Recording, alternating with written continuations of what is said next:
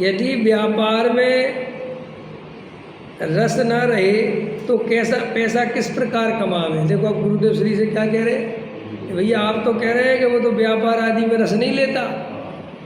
यदि व्यापार में रस न रहे तो पैसा किस प्रकार कमावे। व्यापार में रस हो तो पैसा कमाता है या पुण्य से पैसा कमाता है। गुरुदेव श्री प्रश्न कर रहे हैं, बताओ। हम व्यापार में बहुत रस लेते हैं इसलिए पैसा आता है कि पुण्य के उदय से पैसा आता है। बोलो साहब, है अपनी चतुराई से पैसा आता है रमेश जी। आप भाग जाते हो प्रवचन छोड़ के। आता तो पुण्य के वजह से, पर मानता तो लगी हुई है। तो ये जो मान्यता है ये मिथ्यात्व है, ये उल्टा मान्यता, विपरीत मान्यता है। लोग प्रवचन छोड़ छोड़ के भागते हैं दुकानों पे।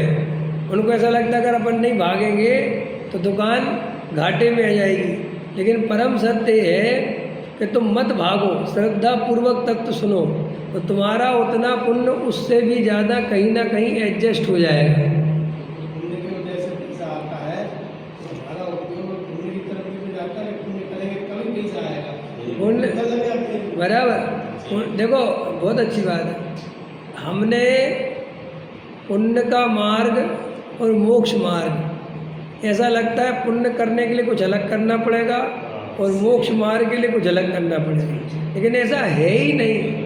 आप आत्मा को रुचि पूर्वक सुनते हैं, इससे पुण्य तो बन रहा है, इससे उत्कृष्ट पुण्य बन। आपको ऐसा क्यों लगता है पुण्य करने के लिए कुछ अलग करना पड़ेगा। आप स्वाध्याय सुनते हैं, तत्व विचार करते हैं। देखो ये कैसी बात है, नहीं पुण्य के अच्छा प्रश्न है, समझना चाहिए। लोगों के दिमाग में ये घंटी बजनी चाहिए। सबको दिमाग में क्या लगता है पुण्य अलग करना पड़ेगा। जैसे गेहूं के खेती करने वाले को अपने जानवरों के लिए जो भूसा चाहिए तो वो भूसे के लिए खेती करता है कि गेहूं अपने भोजन के लिए करता है। लेकिन जब वो अपने भोजन के लिए गेहूं बोता है तो प्रकृति में सिस्टम ऐसा है कि उससे कई गुना उसके मवेशियों के लिए, जानवरों के लिए उससे ज़्यादा भोजन प्रकृति पैदा कर देती है। क्योंकि जानवर ज़्यादा खाता है, जानवर ज़्यादा होता है, समझ में आया कि नहीं है। तो गेहूँ होगा 100 बोरा और भूसा होगा 1000 बोरा। समझ में आया कि नहीं आया। ऐसा प्रकृति में है ना।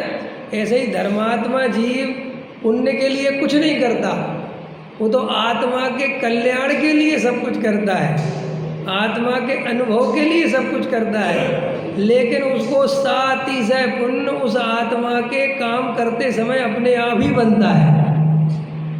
उसको पुण्य करना नहीं जाना पड़ता, वो तो अपने आत्मा की बात सुनता है, इससे उसको इतना पुण्य बनता है, इतना पुण्य बनता है कि सम्यक दृष्टि को सबसे ज़्यादा अनुकूलता मिलती है। लेकिन ऐसी श्रद्धा हो तब तो। और फिर दूसरी बात, अब अनुकूलता का अर्थ ही नहीं समझते तो हम क्या कर सकते हैं। अब अनुकूलता का अर्थ बड़े बड़े महल बन जाना, बड़ी घोड़ा गाड़ी हो जाना, ये अर्थ समझते हो तो गलत है।